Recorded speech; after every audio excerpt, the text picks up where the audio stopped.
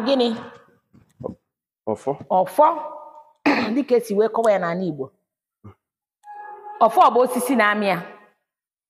And onye na-eji ọfọ anụnwa nji n'aka bụ old papa kagoro nka n'ezinụlọ.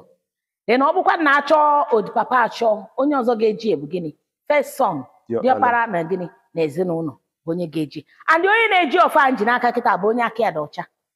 Onye adị ebitọsi aka, onye adị eme ife ọjọọ bụ onye na-eme gịnị na-eji ọfọ. Because before ị na-eji ọfọ, ị ya ama na aka gị o mere gịnị ọ dị ọcha, maka gị na mmadụ na-eme ihe isi a na ijikwere ya ọfọ. You know that na inside your mind, n'ime obi gị, ị ma na aka gị ọ dị gịnị ọcha. So nke a bụkwa na otufe dịka a kọwara na nke a si from Enugu steeti. Mana ihe ọfọ anyị na-alụ ka nke ha na-eme gịnị na-alụ. Nke a buffalo, mpi atụ na mpi efi na mpi ele ka ififa ji eme. Ha ji aṅụ mmanya mgbe gịnị mgbe ochie, nkwụ enu, ngwọ. Dịka ha si wee kọwa mgbe ochie, there is nothing like cup. Cup eji aṅụ mmiri eme gịnị? Tumbler draw. Nwere nke dị ọkwa ihe a ka anyị ji eme gịnị?